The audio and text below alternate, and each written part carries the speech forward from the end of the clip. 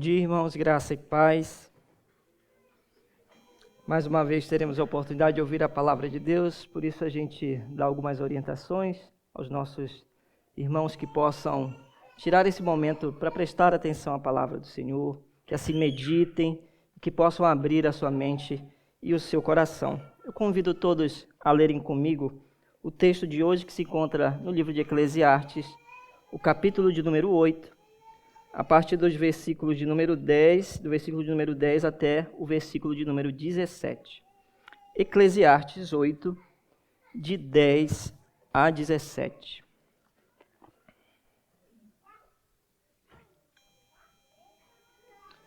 Eclesiastes 8, de 10 a 17.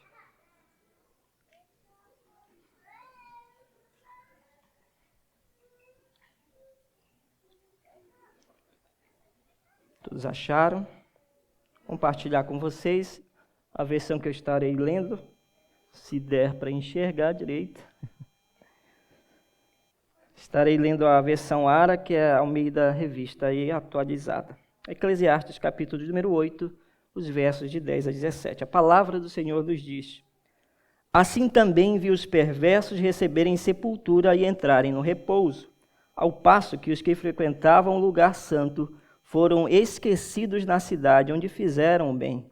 Também isto é vaidade. Visto como se não executa logo a sentença sobre a má obra, o coração dos filhos dos homens está inteiramente disposto a praticar o mal. Ainda que o pecador faça o mal 100 vezes e os dias se lhe prolonguem, eu sei com certeza que bem sucede aos que temem a Deus. Mas o perverso não irá bem, nem prolongará os seus dias, será como a sombra, visto que não teme diante de Deus. Ainda há outra vaidade sobre a terra, justos a quem sucede segundo as obras dos perversos, e perversos a quem sucede segundo as obras dos justos. Digo que também isto é vaidade. Então exaltei eu a alegria, porquanto para o homem nenhuma coisa há melhor debaixo do sol do que comer, beber e alegrar-se, pois isso o acompanhará no seu trabalho, nos dias da vida que Deus lhe dá debaixo do sol. Aplicando-me a conhecer a sabedoria e a ver o trabalho que há sobre a terra, pois nem de dia nem de noite ver o homem o sono nos seus olhos, então contemplei toda a obra de Deus e vi que o homem não pode compreender a obra que se faz debaixo do sol. Por mais que trabalhe o homem para a descobrir, não a entenderá, e ainda que diga ao sábio que a virá a conhecer, nem por isso poderá achar. Oremos ao Senhor. Bondoso, amado e querido Deus, é aqui mais uma vez, Deus, que nos prostramos diante da Tua palavra, Deus. E assim como Teus filhos, Deus, queremos Te pedir que nos ajude a entendê-la, que esta mensagem, Deus, venha direto do Teu trono, que seja autêntica, Deus, e encontre em nossos corações morada, que em nossa mente haja transformação, Deus, não para nossa vanglória, Pai amado, mas para que o mundo conheça aqueles que o Senhor chamou, Pai amado, e para que as nossas vidas também glorifiquem ao Senhor. É o que te pedimos e agradecidos somos em nome de Jesus. Amém, Senhor. Podeis assentar, irmãos.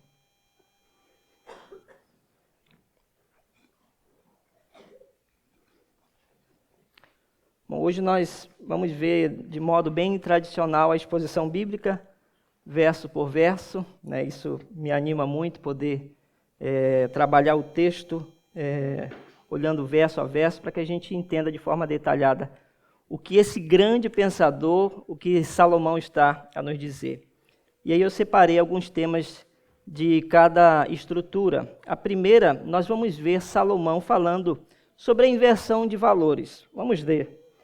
Assim também vi os perversos receberem sepultura e entrarem no repouso, ao passo que os que frequentavam o lugar santo foram esquecidos na cidade onde fizeram bem. Também isto é vaidade. A inversão de valores. Primeiro eu destaquei aqui o que nós podemos contemplar e ver hoje. O quão grande é a inversão de valores na sociedade. E aqui Salomão fala a respeito daquilo que ele observou. Notem que essa linguagem é muito comum nesse texto, no livro todo de Eclesiastes. O pregador se coloca como um grande observador das coisas do mundo, daquilo que acontece, do cotidiano. E nós, há pouco, lemos a respeito disso no Salmo 140. Aqui nós vamos ver, então, uma queixa daquilo que o Kohelet observou, que é a desigualdade diante da sociedade. Essa inversão de valores.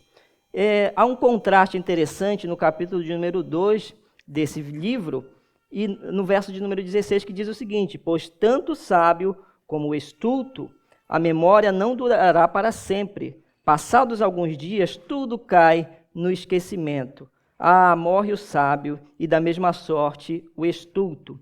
No capítulo de número 2, verso 16 de Eclesiastes, nós vemos a ideia de que, na verdade, tanto o sábio quanto o estulto vão para o mesmo lugar. Eles têm o mesmo destino, que é a morte. Tá? Só lembrando que ele não está falando da ideia da eternidade, mas da morte física. Todos nós, sejamos nós considerados sábios ou estultos ou tolos, como alguns de nós somos, nós próprios nas nossas tolices, independente daquilo que temos, daquilo que somos, todos nós experimentaremos a morte. Então, o Kohelet, o pregador, coloca todo mundo aqui, no mesmo saco, ele coloca todo mundo no mesmo nível. Não importa se você é sábio ou se você é tolo, a morte chegará para todos. Agora Salomão vai mostrar outra perspectiva da vida, que é a desigualdade. Notem que ele está se queixando aqui sobre os perversos. Nós vimos no capítulo, melhor dizendo, no Salmo, Salmo não tem capítulo, tá? Só lembrando, o Salmo de número 140, essa queixa do pai de Salomão. Note que quem falou ali, aquele salmo é de Davi, Salmo 140. E ali há uma queixa sobre os perversos. Esse não é o único salmo que fala a respeito dos perversos. Daqui a pouco a gente vai ver outros desses salmos. Mas o Salmo 140 nos mostra a revolta de Davi com uma sociedade em que as pessoas são perversas e que parece que nada acontece com elas. E aqui é observado pelo Salomão o quanto as pessoas elas não recebem aquilo que por muitas vezes merecem. Ele diz o seguinte, olha, vi os perversos receberem a sepultura e entrarem no repouso. E ele diz, ao passo que aqueles que frequentavam a cidade santa, alguns podem ler esse pequeno trecho como a ideia de que aqueles que frequentavam o templo, pode ser isso que Salomão está se referindo, ou aqueles que frequentavam a cidade santa. Mas, na verdade, é melhor interpretar aqueles que buscavam a Deus. Então, nós vemos de um lado o perverso, aquele que não busca de maneira nenhuma a Deus, e do outro lado nós vemos aquele que busca ao Senhor, que teme a Deus. E ele diz que curioso, né? É aquele perverso ter sepultura e ele fala a respeito de repouso. Para isso, a gente precisa analisar um pouquinho sobre a ideia de morte e como nós cuidamos dos nossos mortos. Notem que o tema que eu coloquei no início aí fala de epitáfios, né? Essa palavra que vem do grego, que significa uma mensagem ou uma homenagem colocada na sepultura de alguém. É a homenagem que nós fazemos aos mortos, é um epitáfio. E a pergunta que eu tenho, primeiramente, para todos nós é: o que você desejaria ter no seu epitáfio? Qual é a mensagem? Você já pensou nisso, que você gostaria que tivesse lá? Alguns já escreveram a sua? É estranho isso, né? Mas tem gente que agenda, olha, eu quero essa mensagem no meu túmulo. Hoje nós já podemos comprar desde cedo o lugar onde nós vamos repousar. Notem aqui que Salomão está falando sobre sepultura e repouso. E por incrível que pareça, irmãos, em todas as culturas que você pode estudar na história da humanidade, o cuidado que as pessoas têm com os seus mortos. Semana passada, nós vimos na pregação do pastor Glaube o cuidado que uma pessoa teve com o corpo de Jesus. Tentou levar para o melhor lugar que naquele momento se podia achar. E ele entrega o lugar onde mesmo ele provavelmente e a sua família serem enterrados. Vamos notar que as sepulturas estão presentes na Bíblia toda. E uma que chama muito a atenção, o sepultamento de Sara. O sepultamento de Sara. Abraão fez questão, por exemplo, de comprar uma caverna, que foi chamada depois de a caverna de Macpela, que provavelmente foi achada alguns anos atrás, ali em uma região de Israel. Interessante saber que o cuidado que Abraão teve no sepultamento da sua esposa, da sua companheira. E ele fez questão de fazer algo, que era pagar pelo local onde ela repousaria. Esse termo repouso está na Bíblia toda, e na maioria das culturas que nós vemos a ideia do descanso está a ideia de repouso. Tanto é, irmãos, que um corpo perdido, por exemplo, alguns acham que não repousam. Então, há um cuidado especial com o corpo dos nossos entes queridos. E em todas as culturas nós vamos ver isso. No meio judaico também. Notem que Abraão ele faz a questão de pagar por aquele local.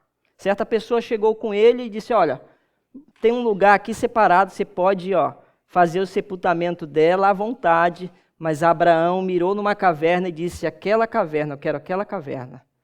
Mas eu quero pagar. E ali a gente vê uma negociação sendo feita e alguém querendo dar um terreno para Abraão, assim sepultar Sara, mas Abraão fazendo a questão de pagar. E é interessante isso. Há algumas razões por que Abraão fez isso. Uma delas que nós entendemos é que provavelmente ele fez isso já pensando no seu próprio sepultamento e o dos seus filhos também. Uma vez que um terreno fosse doado ou uma caverna para sua mulher, a Sara, nada garantiria que posteriormente ele também seria enterrado no mesmo lugar, ou sepultado, melhor dizendo, no mesmo lugar. E ele foi sepultado no mesmo lugar que Sara, assim como os seus filhos. Então Macpela é muito famoso e alguns visitam aquilo que foi achado que provavelmente pode ser a caverna de Macpela. E bem na entrada nós vemos uma espécie de uma flor. Então, tudo indica que realmente Sara está ali naquela caverna, ou esteve os seus restos mortais, porque não foi encontrado, na verdade. Mas é interessante a maneira como nós tratamos a morte. E o sepultamento é algo importantíssimo. Todos nós, irmãos, já devemos ter pensado a respeito disso. Nós somos estrangeiros numa terra estranha, e por vezes, eu não sei vocês, nós pensamos, e quando eu morrer? Tem que pensar num plano, porque a família vai querer o corpo lá. Notem que o nosso relacionamento com a vida é muito intrigante em relação à morte. Nós o tempo todo estamos preocupados, tanto com a vida quanto a morte. E a pergunta que eu fiz para vocês conseguem responder? Qual é a homenagem que vocês gostariam que fizessem a vocês? Você deve pensar nisso analisando você, os seus feitos, quem sabe aquilo que você deixou de herança, o seu legado. E alguns desejam ser homenageados, outros nem tanto. Alguns dizem, eu não quero nem sepultamento, não faço questão. Até o ano de número 70, mais ou menos, os judeus, eles eram sepultados da mesma forma.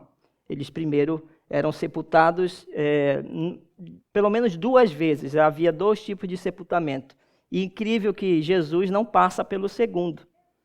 Notem que essa cultura ela só vai sumir depois do ano 70 da morte de Cristo, e da ressurreição de Cristo.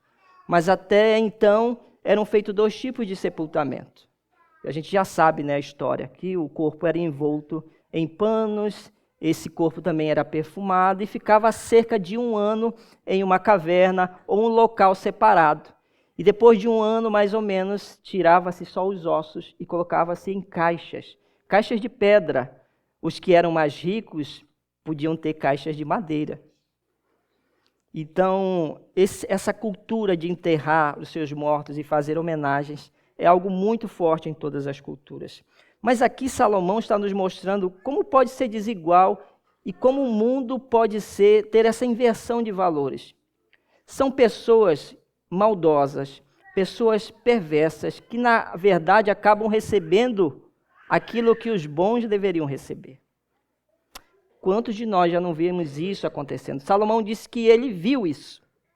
Ele diz, também vi os perversos. Não somente ele, mas o seu próprio pai Davi viu os perversos receberem aquilo que na nossa justiça humana deveria ser para os bondosos, se há que há pessoas bondosas.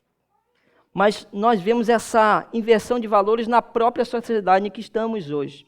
Quantas vezes os heróis que nós vemos nas TVs, irmãos, nas redes sociais, são pessoas que não merecem nenhum tipo de homenagem. Quantas vezes nós vemos a inversão de valores? Aqueles que protegem, por exemplo, a sociedade, sendo achincalhados em rede nacional, enquanto criminosos, por exemplo, são exaltados. Quantos criminosos ao redor do mundo viraram grandes heróis? Eu vou evitar de falar o nome de alguns, mas nós sabemos que muitas pessoas são tidas como verdadeiros heróis ou heroínas, mas na verdade foram verdadeiros vilões. E essa inversão de valores está na nossa sociedade hoje. Essa inversão de valores pode estar inclusive na nossa família. Quantas vezes, irmãos, nós valorizamos mais os de fora do que os de dentro?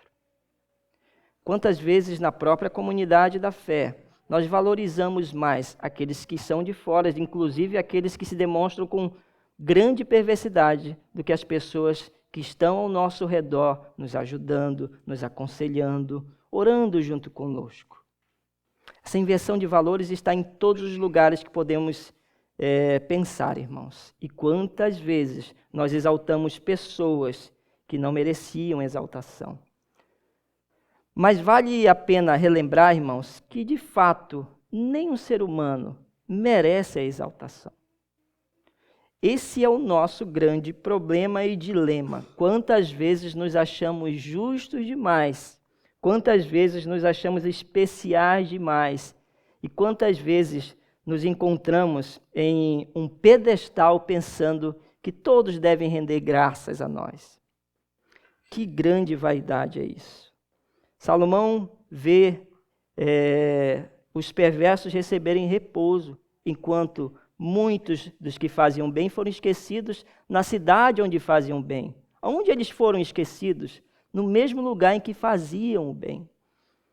No Antigo Egito também o sepultamento era muito importante. Mas é claro que o que mais nós temos indícios hoje são sepultamento daqueles que tinham poder, grandes riquezas.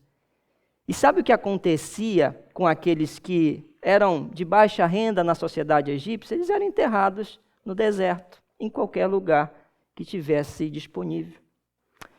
Quantos heróis foram esquecidos, irmãos? Quantas pessoas que fizeram bem foram esquecidas? E quantos perversos estão sendo exaltados hoje? Essa parece ser uma queixa de Salomão. Como é que pode? Essa inversão de valores. Até quando, irmãos, vamos exaltar aquilo que é mal e rejeitar aquilo que é bom? Quantas vezes o próprio herói Jesus Cristo é rejeitado por nós? Quantas vezes nós trocamos o Senhor dos exércitos, aquele que deu a vida por nós, o grande herói da humanidade, por coisas supérfluas?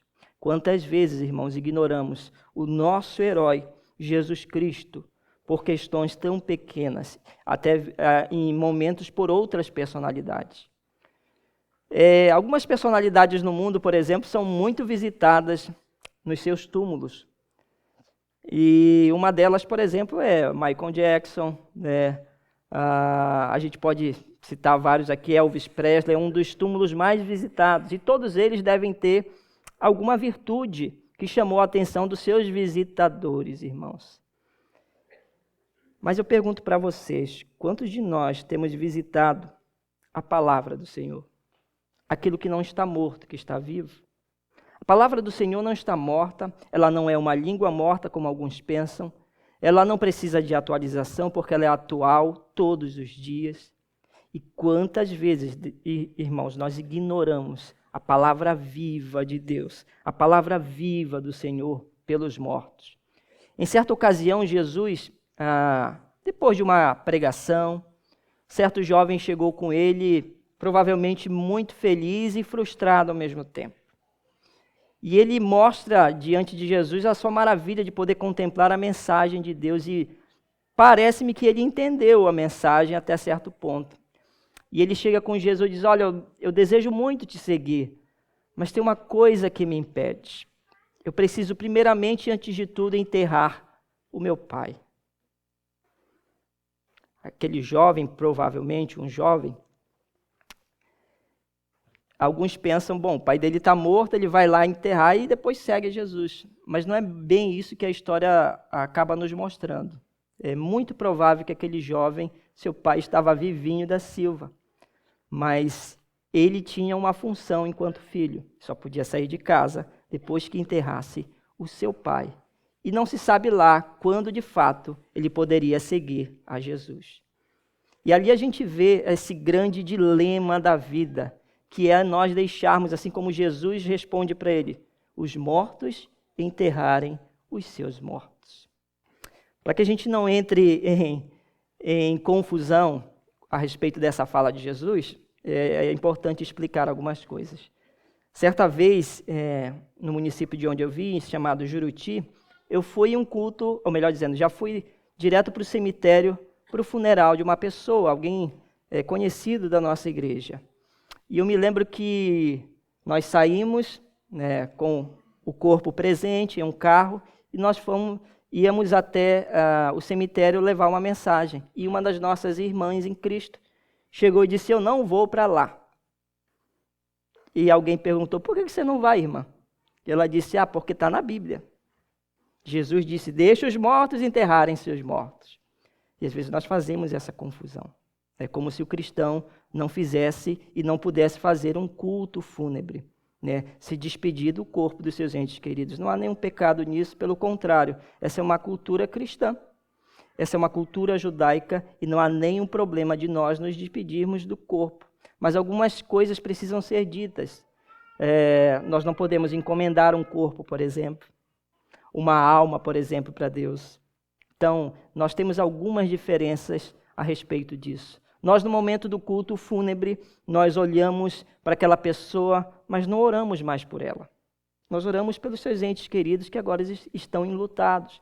Nós aproveitamos a mensagem para falar sobre vida e morte com Cristo. Ou sobre morte para o mundo e vida para com Cristo. Então, o momento de um culto fúnebre é muito importante para exaltar e glorificar o Deus da vida e que também nos proporciona a morte. Mas a nós que somos filhos de Deus, é importante lembrar que nós não morremos eternamente, que há uma vida sim após a morte, e essa vida está com Cristo Jesus. Então, irmãos, Salomão no primeiro momento faz essa queixa, né? Como é que pode nós exaltarmos aquilo que é ruim, aquilo que é podre, e deixarmos aquilo que é bom de lado? Então, essa inversão de valores também está presente nos dias atuais. Depois Salomão vai falar sobre a demora da justiça. E vamos lembrar de novo de alguns salmos, e entre eles está o que foi lido aqui na introdução do culto. Os 140. Há uma queixa de Davi, né, a respeito dos perversos. Afinal de contas, eles vão ter a justiça ou não? Haverá justiça? Quantas vezes, irmãos, nós nos deparamos com essa queixa em alguns salmos? Até quando, Senhor? Os injustos vão aí, crescer na vida. E às vezes nós trazemos essa inveja para o nosso coração. E como isso nos faz mal. Mas Salomão vai fazer uma análise muito interessante. A demora da justiça, ela provoca algumas coisas. E uma delas é, visto como se não executa logo a sentença sobre a má obra, ou seja, a justiça, o coração dos filhos dos homens está inteiramente disposto a praticar o mal. Irmãos, uma sociedade onde não há justiça, muito provavelmente a criminalidade ela tende a crescer. Nós, quando deixamos de aplicar a justiça, aplicar uma sentença, nós estamos entregando o coração dos homens à maldade mais ainda. Por isso, a importância da correção. Salomão parece estar fazendo uma análise social a respeito disso, mas é muito mais profundo do que a gente pode imaginar. Ele não está falando apenas da sociedade que ele viu, que ele vislumbrou, mas ele está falando de um modo geral. Quando há falta de justiça, o homem se entrega mais ainda à iniquidade, se entrega mais ainda à criminalidade. Nós podemos olhar para o próprio país de onde viemos, do Brasil. quanta injustiça é feita ali. E quando não há punição, a criminalidade tende a crescer mais e mais. Trazendo uma aplicação para as nossas vidas. E quando, irmãos, deixamos de corrigir os nossos filhos? Quando deixamos de sentenciá-los por causa da sua má obra? Provavelmente, irmãos, segundo a visão de Salomão, nós estamos entregando eles à iniquidade. Deixar de corrigir é piorar o problema. Quantas vezes achamos que porque devemos ser pais amorosos, não devemos corrigir? De muitas formas nós podemos corrigir, mas às vezes, irmãos, nós vamos corrigir de uma forma tão dura que dói até em nós. Mas é preciso corrigir. Um lugar onde não há justiça, há o crescimento da iniquidade. Por isso Salomão vê isso. Visto como se não executa logo a sentença sobre a má obra, o coração dos filhos dos homens está inteiramente disposto a praticar o mal. Porém, Salomão, irmãos, ele está falando de algo muito mais abrangente do que a sociedade, mas ele está falando de um homem na sua integralidade, sobre a maldade do mundo. Mais uma vez aqui nós vamos ver Salomão falando o que o seu pai provavelmente estava falando no Salmo 140. Não só no Salmo 140, mas nós podemos ver o Salmo 43, onde se pede a Deus que faça a justiça e defenda a causa do povo contra os ímpios. O Salmo de número 94 também diz algo, que o Senhor não abandonará o seu povo e que voltará a haver justiça nos julgamentos. Notem que, ao mesmo tempo que nesses salmos nós vemos a queixa por justiça, nós vemos também a esperança de que um dia a justiça será feita. Ainda que os nossos olhos não vejam a justiça humana, a justiça divina sempre prevalecerá. E é essa esperança que tem que estar no nosso coração, irmãos. Nós nos queixamos da injustiça desse mundo e provavelmente não vamos ver as coisas melhorando a respeito. Porém, irmãos, nós precisamos nutrir em nosso coração tanto a revolta pela falta de justiça, quanto a esperança que Deus exercerá a sua justiça, nem que seja no juízo final. Há momentos que nós contemplamos a justiça de Deus. Certamente eu e você já vimos isso acontecendo. Deus exercendo a sua justiça na vida dos nossos irmãos que foram injustiçados, de pessoas que foram injustiçadas. Ainda assim, essa justiça ela é temporária. Haverá uma justiça eterna. E ela nada tem a ver com o nosso justiçamento, irmãos. A ideia de nós fazermos a justiça com as próprias mãos. E quantas vezes queremos fazer isso? A estranheza do Rodrigo, quando lê esses textos, é a mesma estranheza minha há um tempo atrás. Eu imaginava, como é que pode, nesses salmos, essa reclamação a Deus? Eu estou aqui, você não me enxerga, até quando eu vou sofrer? Até quando os meus inimigos vão crescer e eu vou viver na miséria? Até quando? E eu olhava isso com espanto, e pode isso? Eu posso falar assim com Deus? E na verdade nós vemos que quem se relaciona com seu Pai, abre o seu coração. Ainda que seu coração esteja em revolta e essa revolta não seja aquela pergunta que Deus faz a Jonas, razoável. É razoável essa tua ira, Jonas? É o finalzinho do livro de Jonas. E Deus pergunta isso para Jonas, é razoável essa tua ira? E na nossa análise seria muito razoável a ira de Jonas. Qual era a ira de Jonas? É o que está nesse texto. Ele estava vendo a oportunidade que Deus estava dando aos ninivitas. Eles eram cruéis, irmãos. Se você estudar a história dos ninivitas, eles eram cruéis com seus inimigos. Eles faziam coisas absurdas. E Jonas sabia disso. E por isso que há uma ira no seu coração. É por isso que há uma revolta de não querer levar a mensagem, porque ele conhecia o Deus que ele servia. E era um Deus de misericórdia. Tardio em se irar-se e grande em misericórdia.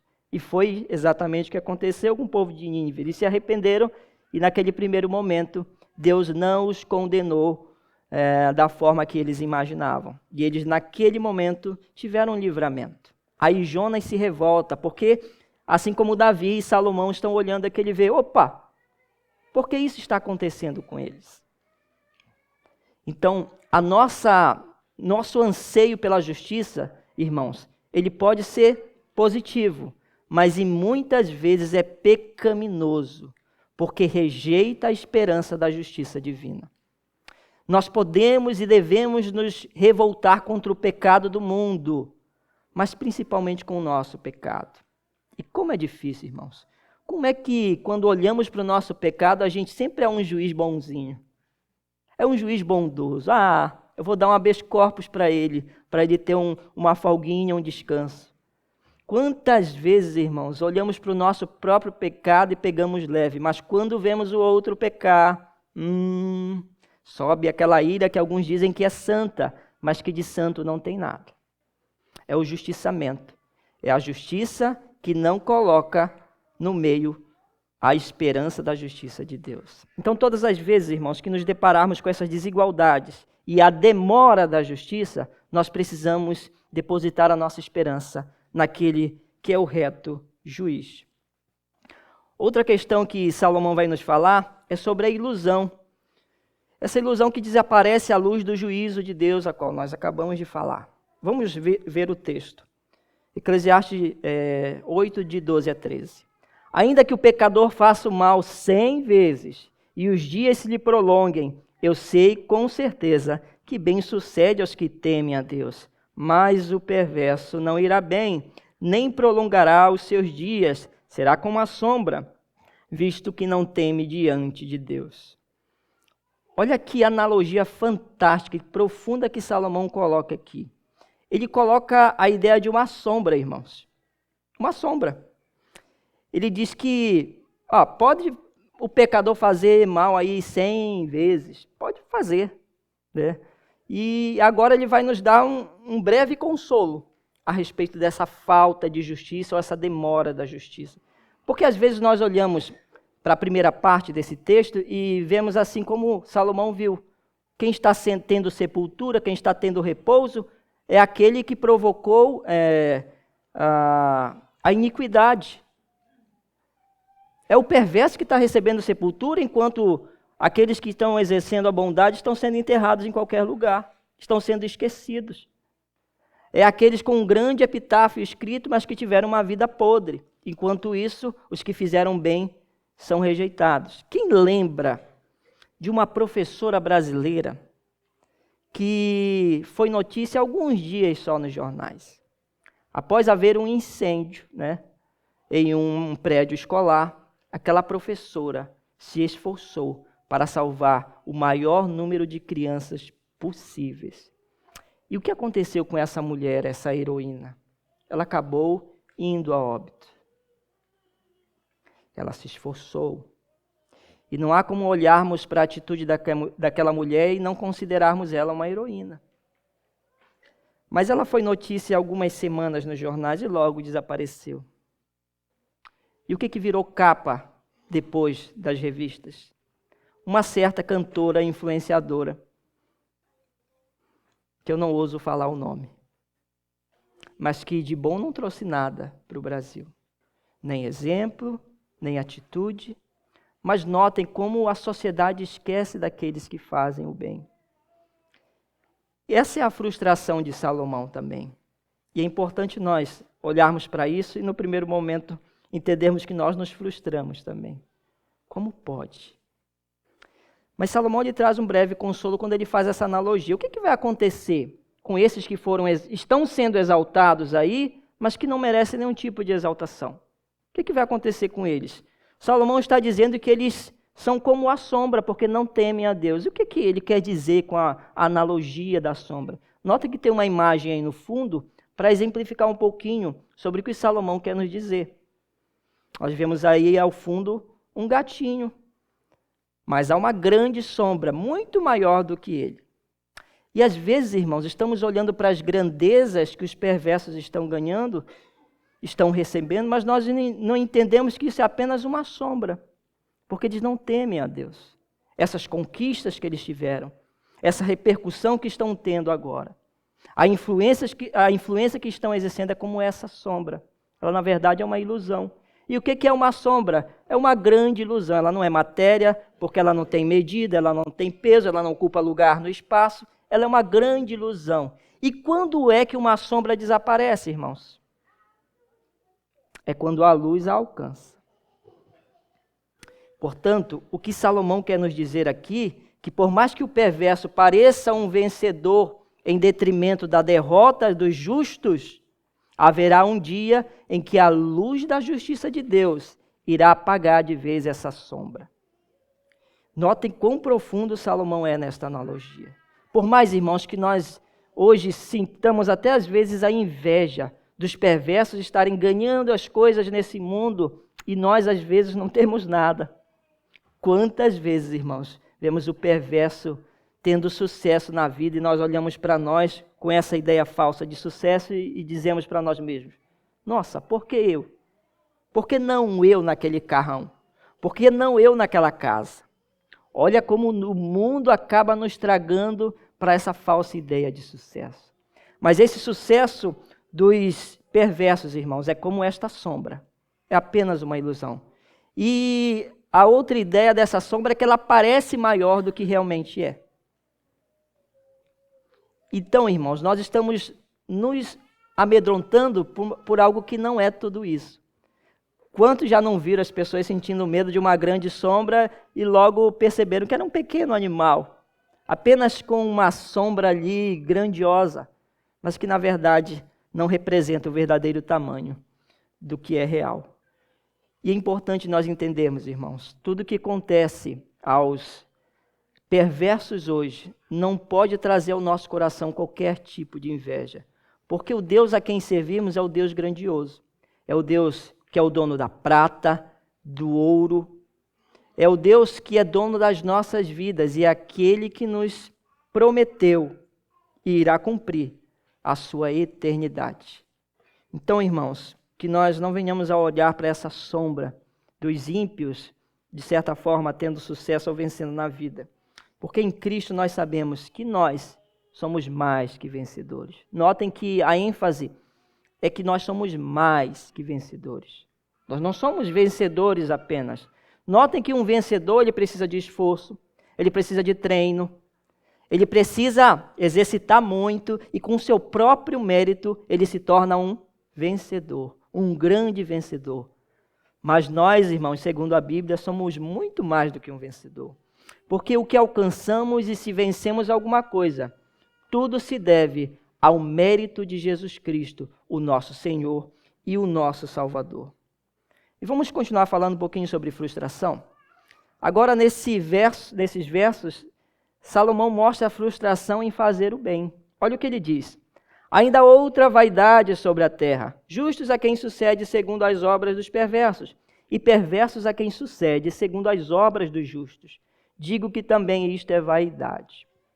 Salomão está nos dizendo algo parecido como: é inútil fazer o bem. Que utilidade há em fazer o bem se Salomão está dizendo que ele viu os justos a quem sucede segundo as obras dos perversos e perversos a quem sucede segundo as obras dos justos. Novamente ele está falando sobre essa desigualdade de tratamento e de resultado. Se nós não temos um bom resultado, para que continuar fazendo aquilo? Não é essa a lógica da humanidade? Se você quer ter um bom resultado, então, e fazendo o que está fazendo não está obtendo, então é melhor mudar de plano. É melhor mudar de atitude. Mas aqui nós vemos esse grande dilema. Como fazer o bem e ainda assim não ser confortado? Como olhar para fazer o bem e ver que isso é tão inútil para a nossa mente humana? Por que não recebemos nada em troca? Por que então fazer o bem? Para que fazer o bem? Para quem fazer o bem? E nós precisamos responder essa pergunta, irmãos. Por que continuar tentando acertar, já que o mundo todo está errando e está vivendo uma vida, digamos, muito agradável sem Deus? Por que continuar servindo a Deus se não temos benefícios que esses outros a quem não temem a Deus estão tendo? Qual é a razão? Por que nossa visão sobre o bem é de inutilidade quando nos deparamos ajudando alguém e essa pessoa nos traindo? Quantos de nós estendemos a mão para as pessoas e logo fomos apunhalados pelas costas? Olha a grande frustração do Kohelet. E olha para a nossa grande frustração, quantas vezes nos esforçamos no nosso trabalho, por exemplo, para seguir as regras, para obedecer o nosso chefe, para tratar bem as pessoas, mas logo alguém chega diante de mim e me trata como um lixo. Logo eu vejo o meu próprio chefe não cumprindo as regras e as leis daquele local. Logo eu vejo as coisas se invertendo. Então, para que seguir as regras da fábrica? Quem já nos perguntou isso? Para que eu vou fazer isso se ninguém está fazendo? Por que eu vou nadar contra a maré? Para que continuar me esforçando? Seria para morrer na praia? Para que se esforçar em nadar e morrer na praia? Quantos de nós já tivemos esse sentimento no nosso coração? Que nos esforçamos, que não faltamos um dia no trabalho, mas chegou o salário no fim do mês. Opa, está faltando um dia aqui. Isso é injustiça para comigo. E a gente acaba se queixando. Nossa, eu me esforço tanto. Eu trabalho tanto. Eu tento ser o melhor exemplo possível, mas não recebo nenhum benefício por isso. Eis aqui, irmãos, um grande pecado que há no nosso coração. Porque imaginamos que, por vezes, temos que fazer o bem para ganhar alguma coisa. Quando, na verdade, é o inverso. Se fazemos o bem, é porque Deus já fez por nós. Nós não fazemos o bem para ganhar alguma coisa, mas porque ganhamos algo grandioso, procuramos fazer aquilo que é correto diante de Deus e dos homens. Porque ganhamos a graça imensurável de Cristo Jesus, a sua morte na cruz, a sua ressurreição triunfante sobre a morte. É por causa disso que procuramos fazer aquilo que é correto. É para a glorificação de Deus. Então a resposta para isso, irmãos, se o bem é inútil para nós, é porque ainda não entendemos a lógica do cristianismo. Que se fizermos ou fizermos alguma coisa no que diz respeito à bondade, é para agradar e glorificar o nome do nosso Deus. Esse deve ser o nosso sentimento. Pena que hoje estão ensinando diferente. Faça o bem para ganhar o bem. E por vezes nós vamos ver o mal e a Bíblia vai nos ensinar. Pagai o mal com o bem. Pagai o mal com o bem. Isso é ilógico na mente humana, mas daqueles que são transformados pela palavra do Evangelho. Isso é poder de Deus para nossas vidas, irmãos. A palavra de Deus é poder, ela nos transforma, ela nos molda.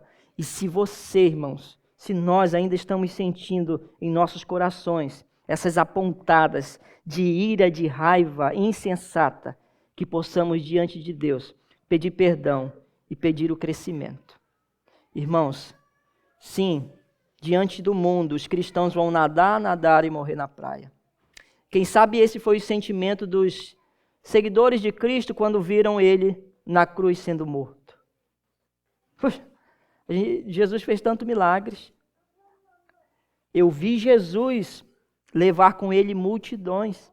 Eu imaginava que a gente seria, olha, o sucesso dos sucessos. E os seus discípulos agora estão deparando Cristo na cruz do Calvário, morto, crucificado. Que grande frustração.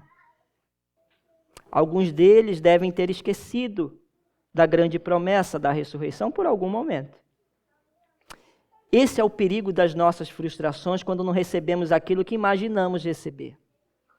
Nós esquecemos até mesmo das palavras do Senhor, das promessas de Deus. E se tem algo que ofusca as promessas de Deus, irmãos, é a nossa frustração por não receber aquilo que queremos. Portanto, irmãos, se nós temos levado essa vida de que devemos fazer isso ou aquilo para Deus para ganhar alguma coisa, eu sinto informá-los que nós estamos em pecado. E precisamos purificar os nossos corações desse tipo de pensamento, desse tipo de sentimento. Portanto, irmãos, se fizermos o bem, nós teremos a certeza que os discípulos, após a ressurreição de Cristo, tiveram. Que eles sim, nadaram. E quando se cansavam, o Espírito Santo os carregava. E eles continuavam nadando, mas certamente chegaram à eternidade. Porque esse deve ser o nosso sentimento, irmãos. É como Paulo disse, é continuar caminhando, olhando para o alvo, para o autor e consumador da nossa vida, da nossa fé, melhor dizendo. O autor e consumador da nossa fé. Ou seja, quem move em nós para fazermos algo ou para termos confiança e segurança é o Espírito Santo de Deus. Então, irmãos, se estamos nadando, chegaremos na eternidade em nome de Cristo Jesus. Não morreremos, porque essa é a promessa de Deus, que todos aqueles a qual Deus separou, que não o negaram, esses não morrem, terão a vida eterna. A outra coisa que Salomão nos fala é sobre a alegria daquilo que é essencial. Agora Salomão vai aliviando essa nossa tensão, essa nossa frustração, nos dando uma receitinha muito interessante de como se livrar dessas frustrações. Olha só. Então exaltei eu a alegria, porquanto para o homem nenhuma coisa há melhor debaixo do sol do que comer, beber e alegrar-se, pois isso o acompanhará no seu trabalho, nos dias da vida que Deus lhe dá debaixo do sol. Olha a receitinha para essas nossas frustrações. É olhar para as coisas que são essenciais na nossa vida. Logo, olhar para as coisas que são essenciais é ter um coração grato por aquilo que Deus nos deu. O que Salomão está dizendo? A vida que Deus nos deu debaixo do sol. O que nos acompanhará, irmãos? Olha que coisa interessante. Eu acho que isso é inegável. Se existe algo que nos alegra, irmãos, é matar a fome.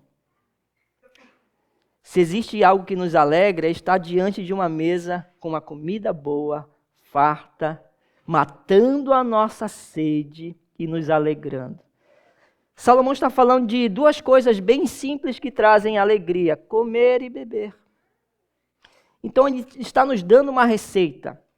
Ao invés de ficarmos pensando naquilo, nas coisas grandiosas que podemos receber sendo bondosos de coração, nós precisamos nos alegrar naquilo que Deus já nos deu. Que Deus nos dá todos os dias, que é o provento para a nossa vida. Nós podemos ir além disso, muito mais do que beber, comer e beber as comidas desse mundo. É se alimentar daquilo que Ele deixou de mais precioso para nós, que é a sua palavra, é a sua santa palavra. Quer se livrar dessas frustrações? Olhe para as coisas simples da vida. Parece palavra de coach, mas não é. É o sábio Salomão falando o como olhar para a simplicidade da vida pode nos livrar da frustração. É olhar, eu tenho comida no prato, eu tenho uma família linda e maravilhosa. Ainda que não esteja em casa hoje, estará na semana, em nome de Jesus. Mas eu tenho as coisas simples que Deus me deu. Elas são muito mais do que simples, elas são essenciais. Então, irmãos, quer aprender a se livrar dessas frustrações? Olhe para aquilo que Deus já te deu. Também olhe para as promessas de Deus, porque elas se cumprirão. E para encerrar, irmãos, nós vemos a última estrutura desse texto, a qual Salomão vai falar mais uma vez sobre a limitação da compreensão do homem. Olha só o que ele diz. Aplicando-me a conhecer a sabedoria e a ver o trabalho que há sobre a terra, pois nem de dia nem de noite vê o homem sono nos seus olhos, então contemplei toda a obra de Deus e vi que o homem não pode compreender a obra que se faz debaixo do sol. Por mais que trabalhe o homem para a descobrir, não a entenderá, e ainda que diga o sábio que a virá a conhecer, nem por isso poderá achar. Outro texto, ainda no livro de Eclesiastes, o capítulo de número 3, o verso 11, diz o seguinte: Ele fez tudo apropriado ao seu tempo. Também pôs no coração do homem o anseio pela eternidade. Mesmo assim, ele não consegue compreender inteiramente o que Deus faz. Olha o que Salomão está dizendo, que Deus colocou no nosso coração a eternidade, o anseio pela eternidade. Mas é importante, irmãos, nós aprendermos que nem tudo vamos entender a respeito das coisas de Deus. Eu poderia deixar esse texto separado para a gente pregar em outro momento, mas já queria terminar o capítulo 8, então eu trouxe para nós encerrarmos esse capítulo. Porque essa estrutura ela é diferente do que já foi dito anteriormente. Agora ele está falando a respeito de uma mentalidade que nós temos que ter. Nós não sabemos e não saberemos de tudo, mas isso deve nos bastar. Salomão, ele está dizendo que ele viu, que ele observou, que ele buscou a sabedoria. Em certo momento, diz Salomão uma frase que eu me lembrei essa semana. Busquei a sabedoria, mas ela ainda estava longe de mim. Meu pastor, pastor Rosinaldo, dizia uma frase que muitos conhecem também, que quanto mais eu penso que sei, mais sei que não sei. E ele falava isso e nos seus últimos momentos ele usou essas palavras. E ele dizia, só sei que não sei. O que Salomão quer falar aos nossos corações? O que ele está dizendo? Agora é importante, irmãos, nós sermos humildes o suficiente para não fazermos ilações a respeito da vida. Salomão está observando tudo, mas em certos momentos ele não está compreendendo nada. Irmãos, isso é importantíssimo, nós sabermos que por mais que busquemos a sabedoria, provavelmente nós não a compreenderemos de fato. E essa sabedoria que eu estou me referindo é a sabedoria de Deus. São as coisas de Deus. Nós podemos até compreender algumas coisas do mundo, mas olhar para as coisas de Deus é como hoje o homem olha para o espaço. Hoje nós temos super máquinas que tiram foto do universo. Um deles é o Hubble, muito conhecido, que tirou ultimamente algumas fotos de algo bem distante do universo. E aí você pode pensar, nossa, o homem evoluiu muito, isso é verdade. Olha o grande conhecimento que o homem está acumulando, mas quando eles tiram essas fotos, eles descobrem o quanto não sabem verdadeiramente de nada. Mais intrigados ficam. Quanto mais nós buscamos a sabedoria de Deus, é fato, irmãos, mais intrigados ficamos. Mas nós precisamos ficar com o coração tranquilo e buscar também diante da sabedoria de Deus aquilo que é essencial. Por isso, irmãos, é tolice nossa ficar discutindo por coisas que achamos que são profundidades bíblicas, mas na verdade não são. Eu cansei de ver discussões, irmãos, que levaram divisões por coisas pequenas e banais. E às vezes, irmãos, quantos não leem, por exemplo, o livro de Apocalipse e como se estivessem olhando para um grande universo? E alguns dizem, agora eu entendi todo. E aí começa a explanar. O Rogério e o pastor Glauber estão estudando sobre um dos temas mais difíceis de se estudar, que é a escatologia. Quanto mais nós olhamos para essas ideias escatológicas do Apocalipse, mais nós ficamos espantados. Mas há como compreender muitas delas. Porém, irmãos, nós precisamos entender que nós nunca seremos sábios o suficiente com essa sabedoria humana. Mas haverá um tempo, irmãos, que toda esse anseio por tirar essas dúvidas findará, que é quando encontrarmos o nosso Senhor Jesus Cristo. Nós não vamos mais ter esse anseio de estar buscando coisas, porque compreenderemos de fato aquilo que realmente é essencial. E hoje, irmãos, o conselho de Salomão seja humilde de coração e de mente. Há alguns dias atrás, certo amigo fazia ilações a respeito de algumas coisas que acontecem na sua vida. Irmãos, eu tenho aprendido ultimamente que algumas coisas que acontecem, circunstâncias, nós não vamos saber interpretar. E temos que ter o cuidado. Está cheio de crente, nós, irmãos, vamos colocar nós aqui. Às vezes nós estamos interpretando as coisas para ganhar algum certo conforto. Nós estamos falando nesse texto a respeito de frustrações. E alguns que acham conforto na certa sabedoria. Quantos não perderam um ente querido e disseram, tem um plano de Deus para isso? E a gente começa a fazer algumas conjecturas. A gente diz, eu já sei, eu perdi minha mãe para que eu me aproximasse de Deus. Eu perdi minha mãe por isso, por aquilo. As coisas aconteceram porque Deus tem um plano. E às vezes essas ilações, elas são nulas, irmãos.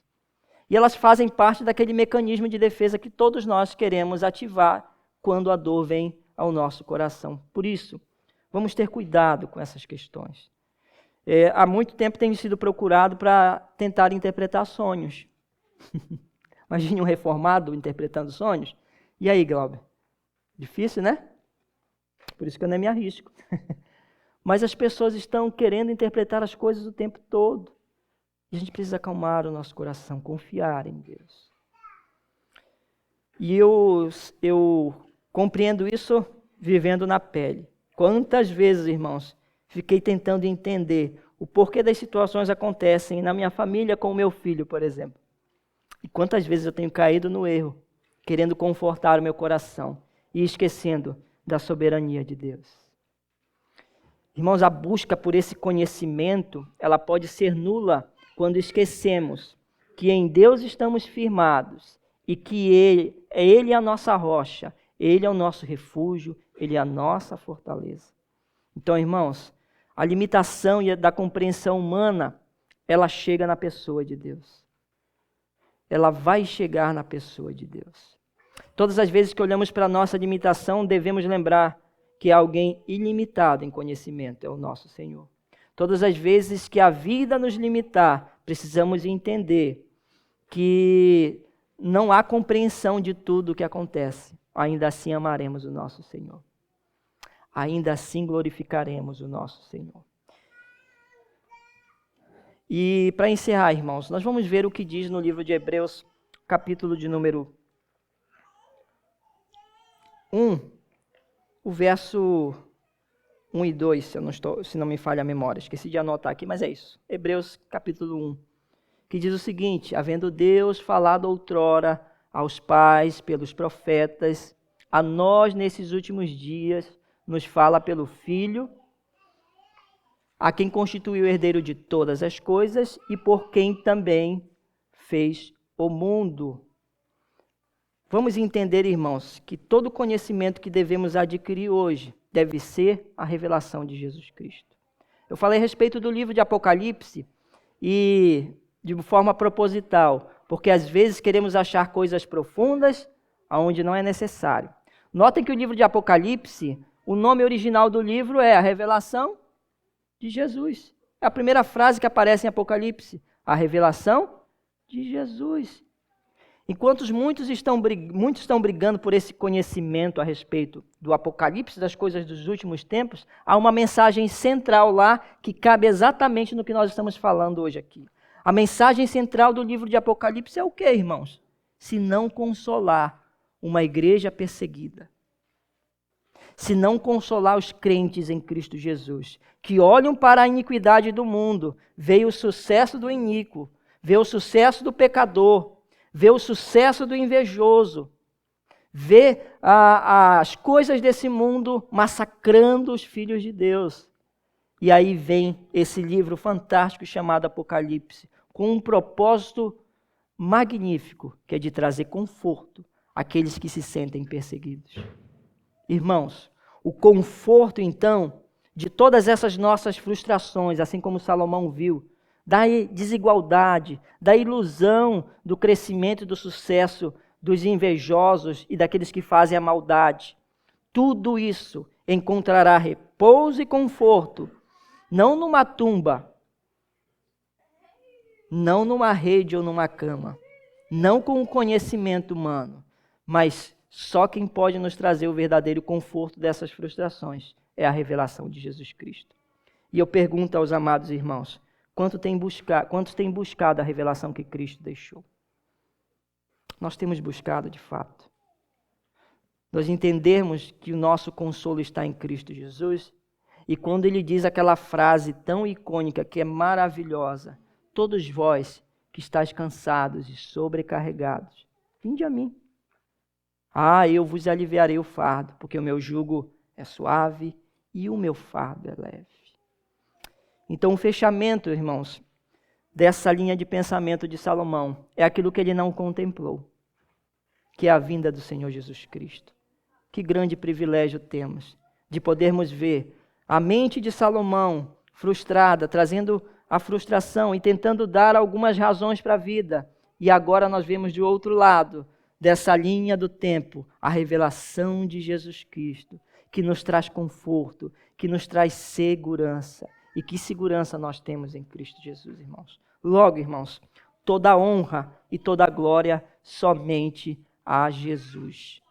Então, eu não sei o que você respondeu, o que você gostaria de receber lá no seu túmulo como mensagem. Mas, irmãos, não importa o que o nosso epitáfio disser. O que importa é o que Cristo fez por nós. E toda honra, toda glória somente a Deus. Oremos ao Senhor.